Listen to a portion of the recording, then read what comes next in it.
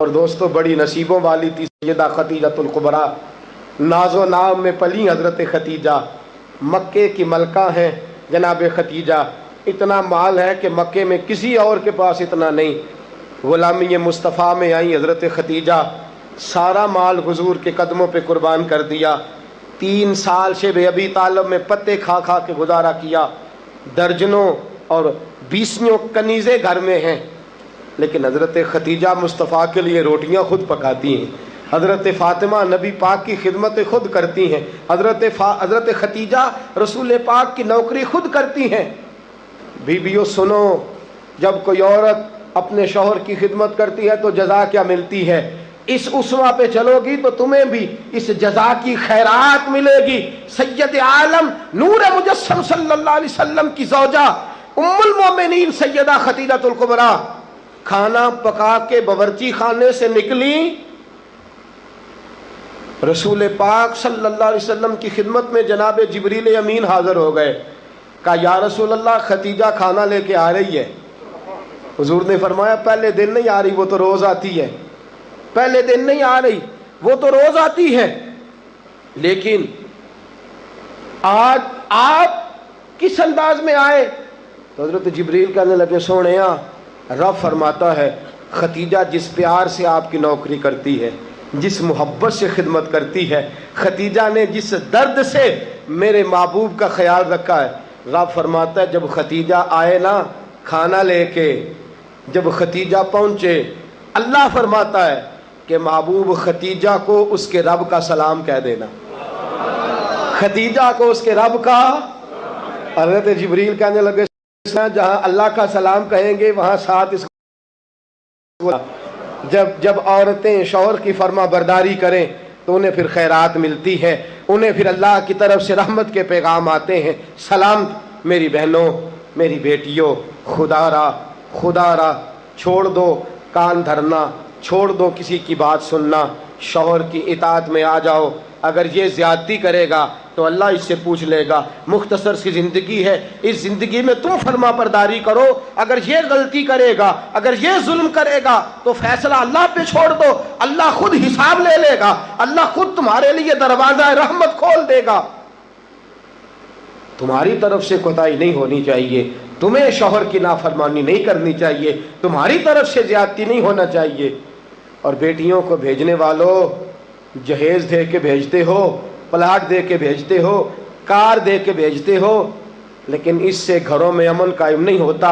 تم نے کار بھی دی، پلاٹ بھی دیا، پلازہ بھی دیا، تم نے جہیز دیا تو 4 ٹرک گئے، لیکن پوچھ جا کے ساری رات تو اس کی لڑتے گزر جاتی ہے، سارا دن تو جھگڑتے گزر جاتا ہے، سارا وقت تو فساد میں گزر جاتا ہے، تو کس چیز کی یہ چیزیں ہیں؟ اس کو فرما برداری سکھا۔ 2 آدمی کبھی سردار نہیں ہوتے، 2 آدمی کبھی سردار۔ باپ کتنے ہوتے ہیں؟ سارے بولیے، باپ کتنے ہوتے ہیں؟ ہیڈ ماسٹر، گاڑی چلانے والا، شوہر۔ اطاعت ایک کی ہو سکتی ہے، 2 کی نہیں ہوتی۔ ہیڈ ماسٹر 2 ہو سکتے ہیں، گاڑی چلانے والے ڈرائیور نہیں نا 2 ہو سکتے، باپ ایک ہی ہے نا، دونوں کی اطاعت نہیں ہوتی۔ بیویوں اطاعت تو خامند کی ہوگی، یہ تو بہرحال حق ہے کہ اطاعت تو خامند کی ہوگی۔ تم اطاعت کرانا چاہو گی تو فساد ہوگا، اس لیے کہ اگر کوئی دوسرا آ کے سٹیئرنگ چھینے گا تو ایکسیڈنٹ کرائے گا، اس لیے کہ ڈرائیور ایک ہے۔ تم چاہتی ہو اقتدار ہمارے ہاتھ میں آئے، اللہ کہتا ہے الرجال قوامون علی النساء، میں نے مردوں کو عورتوں پر افسر بنا دیا ہے، میں نے مردوں کو فضیلت دے دی ہے۔ جب اللہ نے بنا دیا ہے تو تم مان لو، جب اللہ نے بنایا ہے تو تم اقتدار حاصل کرنے کی کوشش کرتی ہو، اقتدار تمہارا ہے ہی نہیں، اقتدار بہرحال شوہر کا ہے، تمہارا اقتدار پورے آنگن پہ آ جائے گا۔ تم ایک شوہر کی فرما، اور میں گارنٹی کے ساتھ بات عرض کرتا ہوں، اور قول کس کا ہے؟ حضرت علامہ جلال الدین سیوطی کا۔ علامہ جلال الدین سیوطی کہتے ہیں جو بی چاہتی ہے کہ میری اولاد میری فرما بردار رہے، جو عورت چاہتی ہے کہ میرے گھر میں امن رہے اور میرے بچے میرے بن کے رہیں، فرمایا وہ اپنے شوہر کی بن کے رہے، اپنے شوہر کی فرما برداری کرے، بچے اس کے فرما بردار۔ اور یاد رکھنا یہ تجربے کی بات ہے، جو بی بی خامد کی فرما بردار ہوتی ہے اس کی اولاد اس کی فرما بردار ہوتی ہے۔ ایک پہ حکومت نہ کرو، پورے گھر پہ حکومت مل جائے گی۔ ایک پہ نہ کرو، ایک کو حکم تسلیم کر لو، ایک کو بڑا مان لو، ایک کے سامنے جھک جاؤ، باقی سب پہ تمہیں حکومت ملے گی۔ دو ہی باتیں ہیں اسلام کی بیٹیوں کا، دو باتوں میں وقار ہے۔ ایک تو اس بات پہ کہ پردہ اوڑھ کے رکھیں، اپنے آپ کو چھپا کے رکھیں، اور دوسرا اس بات میں وقار ہے کہ وہ اپنے خاوند کی فرما برداری کریں۔ تیسری بات اور آخری بات، دین کے لیے اپنا کردار ادا کریں۔ دین کے لیے ہمیں بھی چاہیے کہ جہاں ہم بیٹی کو بڑا کچھ سکھاتے ہیں پڑھاتے ہیں، اسے رسول اللہ کا دین بھی پڑھائیں، اسے سنت شریعت بھی۔ خواجہ خواجگان قطب الاولیاء خواجہ قطب الدین بختیار کاکی پہلے دن مسجد گئے، استاد صاحب نے بسم اللہ شروع کرائی تو خواجہ صاحب نے 15 سپارے سنا دیے، 15 سپارے قرآن کے۔ کچھ لوگوں نے لکھا ہے، جنہوں نے تنقید کے انداز میں لکھا، وہ کہتے ہیں جی دیکھ کے پڑھنا نہیں آتا تھا، زبانی سنائے۔ اچھا چلو مان لیا زبانی سنائے، کیسے؟ استاد صاحب کہنے لگے تو 4.5 سال کا بچہ ہے، اوپر میں تجھے دکھا رہا ہوں، تجھے دیکھنا نہیں آتا تو سپارے 15 یاد ہیں۔ فرمانے لگے میری اماں 15 سپاروں کی حافظ ہے، اور سارا دن گھر میں قرآن پڑھتی رہتی ہے، سن سن کے یاد ہو گئے، مجھے سن سن کے ہی 15 سپارے یاد ہو گئے۔ ماں قرآن پڑھے گی تو بچے بھی، ماں دین کے لیے نکلے گی تو بچے بھی۔ اگر تیرے 4 بچے ہیں، سیدہ کے پاس 2 لال 3 بچے تھے حضرت فاطمہ کے، امام محسن تو پہلے وصال کر گئے، کتنے بچے؟ امام حسن بھی شہید، امام حسین بھی۔ نواسوں سے پیار ہوتا ہے نا، نواسے بڑے پیارے ہوتے ہیں نا۔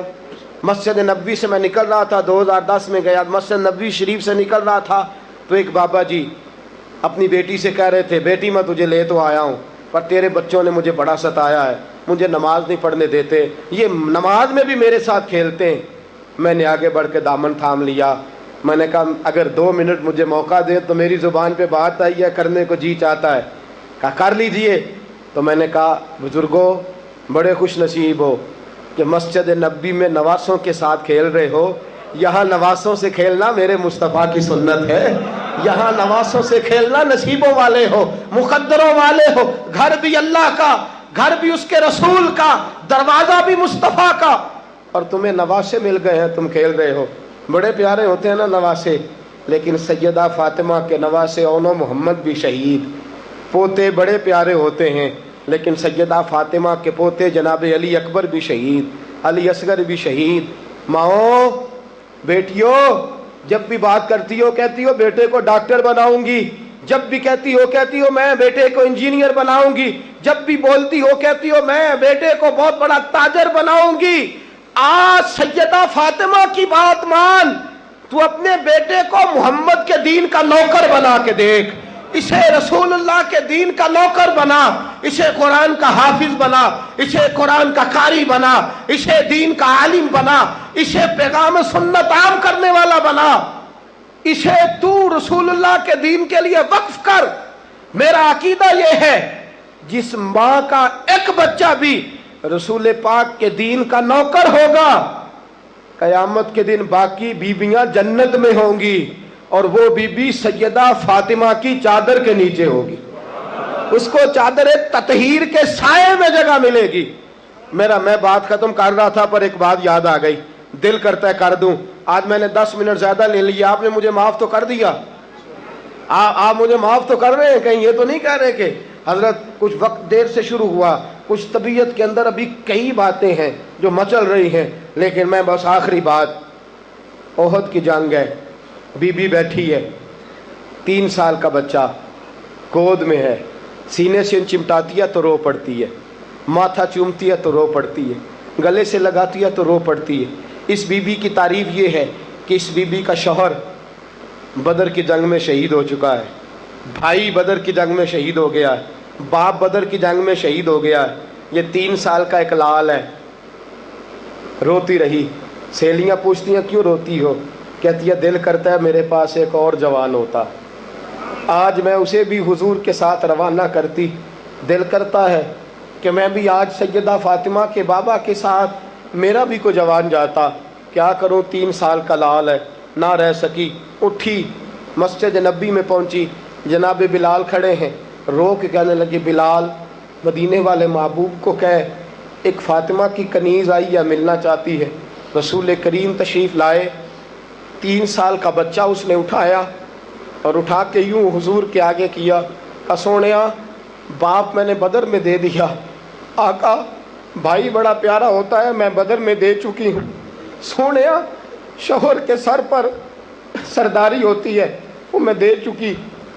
کوئی عورت اپنے شوہر کے گھر میں ملکہ نام بھی ہو، باپ کی شہزادی تو ہوتی ہے نا. میں شہزادی تھی، میں باپ بھی دے چکی ہوں. آقا میرے پاس جوان لال ہوتا، میں تیرے قدموں پہ قربان کرتی. سونیا میرا 3 سال کا ہے، قبول کر لے. میرے حضور نے فرمایا بی بی تیرا 3 سال کا بچہ کیا کرے گا؟ کہنے لگی سونیا جنگ میں ڈھال استعمال ہوتی ہے، لوہے کی ڈھال. جب تیر آتا ہے تو آگے کرتے ہیں، تلوار آتی ہے تو آگے کرتے ہیں. میرا بچہ لڑ تو نہیں سکتا اور محمد کی ڈھال تو بن سکتا ہے. سونیا جب آپ کی طرف تیر آئے نا تو میرا لال آگے کرنا، جب آپ کی طرف تیر آئے تو اس کو آگے کرنا، جب آپ کی طرف تلوار آئے تو میرا، جب نیز آئے تو میرا لال آگے کرنا.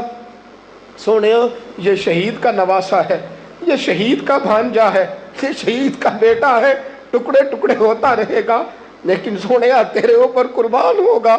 حضور کی آنکھوں میں آنسو آئے. حضور نے فرمایا چاہتی کیا ہے؟ کہا سونیا میرا دل کرتا ہے قیامت میں کوئی مجھے کہے یہ شہید کی اماں ہے، لوگ مجھے شہید کی بیٹی، شہید کی بہن، شہید کی بیوہ کہتے ہیں. دل کرتا ہے میں کہوں میں شہید کی ماں ہوں. میرے حبیب نے سر پہ ہاتھ پھیرا بچے کے، بچہ واپس لوٹایا. فرمایا جا اس کو گھر لے جا، اور محمد کا وعدہ ہے قیامت میں جب تیرے لیے آواز آئے گی تو تجھے شہید کی اماں کہہ کے ہی پکارا جائے گا. تجھے شہید کی اماں کہہ کے اپنے بچے دین کے لیے پیش کرو، اپنے بچے دین کے لیے پیش کرو. ماؤں بہنوں بچیوں، یہ اولادیں جو تمہاری کوکھ میں پلتی ہیں اگر یہ رسول اللہ کے دین کے لیے نکلیں گی تو قیامت کے دن بچے تمہارے امام حسین امام حسن کے ساتھ کھڑے ہوں گے اور تمہیں سیدہ فاطمہ کے ساتھ جگہ دی جائے گی. اللہ تو فضل فرما اور بیٹیوں کو توفیق عطا فرما. پھر وہی بات دہراؤں گا، کل جب آنا تو اکیلے نہ آنا، ساتھیوں کو ساتھ لے کے آنا، دوستوں سمیت آنا. میں پھر معافی مانگتا ہوں، کل زیادہ بندوبست کریں گے. بہنوں سے بیٹیوں سے پھر معذرت کرتا ہوں، جو آپ کو تکلیف پہنچی جس طرح بھی پہنچی اس کے لیے پھر سے معذرت کرتے ہیں. کل زیادہ بندوبست کریں گے. بغیر سلام کے بغیر دعا کے بالکل نہ جایا کریں.